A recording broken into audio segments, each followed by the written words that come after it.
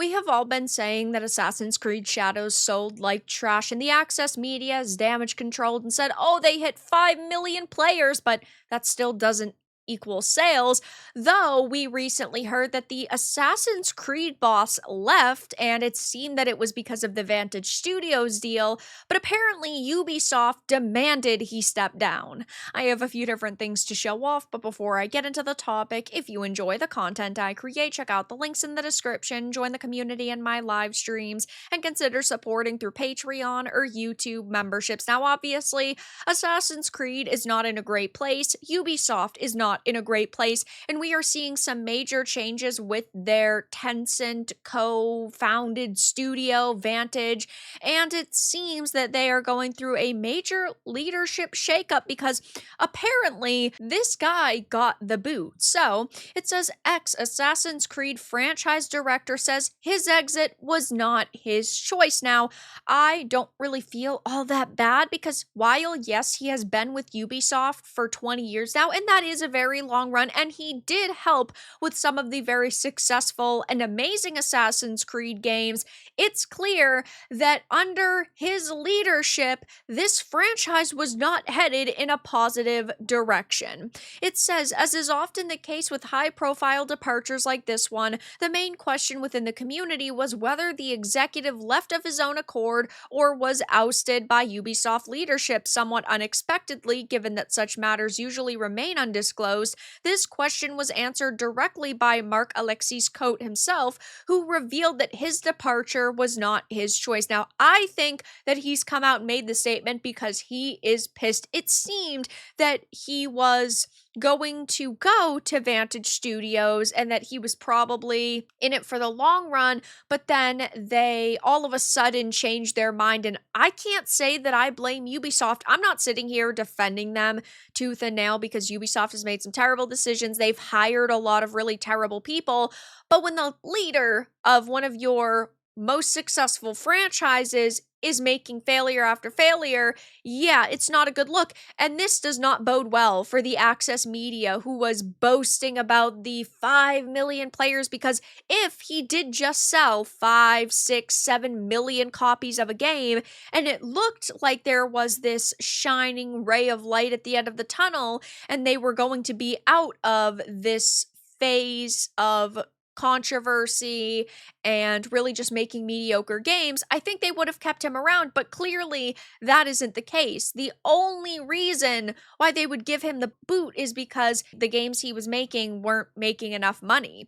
It says in a LinkedIn post confirming his exit beyond any doubt, the former director stated that he did not make that choice, clarifying that it was Ubisoft's decision to hand over leadership of the Assassin's Creed franchise to someone more aligned with the company's new organizational structure. I want to be clear that I hold no resentment, he commented. Ubisoft has been my home for all my professional life, and I will always be grateful for the people, the projects, and the belief that together we could create worlds that inspire millions. But I also owe it to my teams, past and present, to say this plainly. I did not walk away. I stayed at my post until Ubisoft asked me to step aside. He also talks about how it was deeply emotional, and reading all of the public and private messages has remained of so many moments, people, and shared dreams from the past 2 decades. He says Ubisoft decided to transfer the leadership of the Assassin's Creed franchise to someone closer to its new organizational structure. A different position was mentioned, but it did not carry the same scope, mandate, or continuity with the work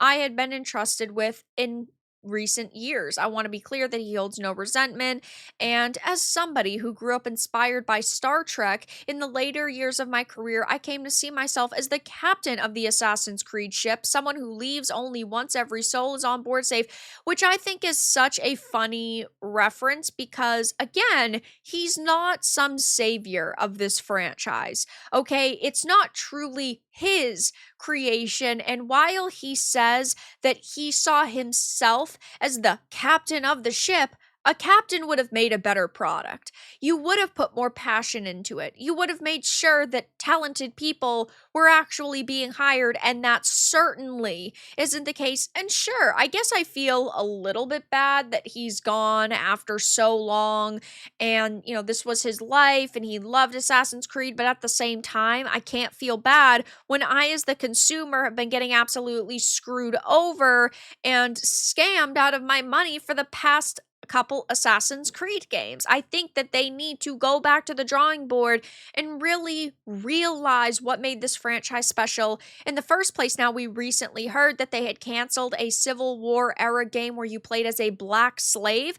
And then we know, according to reports, the next Assassin's Creed game that's going into development is going to be a Salem Witch Trials one, which apparently it's going to feature a lesbian, though none of that is really confirmed in terms of the Salem Witch Trials one. I think that they should cancel all of these Assassin's Creed projects and start from square one, because clearly Shadows was not a very popular game. They need to leave their personal politics at the door when they're going to make a product, and I think that's too hard for a lot of these activists. Now, there are a lot of gamers on social media who are talking about this. There are a lot of gamers who are saying, well, I don't feel all that bad, and I can't really blame them. These people will sacrifice their livelihoods for their effed up worldview. Stayed at my post, so utterly ridiculous. Yeah, he was definitely dramatizing it and trying to seem like he was a pillar in that community, and he stayed as long as he could, but the meanie executives forced him out. And this is just what happens when you lose companies millions to billions of dollars. A well-deserved termination. Now, hopefully the franchise can get back on track with actual good writing. See, I think that that is far too optimistic, because they would have to fire like 95% of the people that work there. Put the fries in the bag, Mark. Bye, Felicia. Shadows was a very bad decision, but hey, he owned the chuds, which I want to again point out that we still don't have official sales numbers of Shadow, so I think that it was even worse than some of us expected. No shit, he was fired. Man, the shills of Shadows are real quiet right now. Once again, common sense wins. That's a nice way of saying he got kicked out.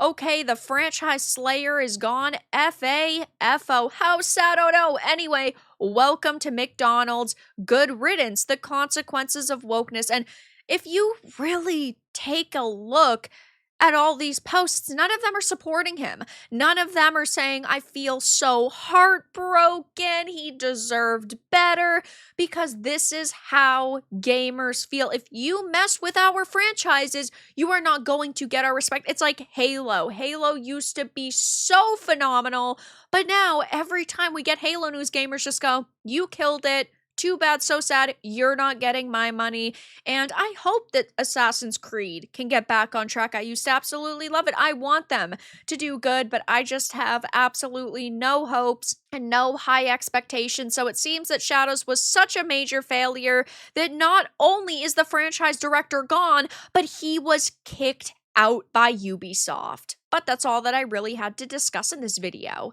Let everyone know your thoughts in the comments below. If you found this important and informative, make sure to give it a like, share it, and subscribe to the channel. And if you didn't, give it a dislike. I appreciate your support either way, but I'll talk to you all again in the next video really soon.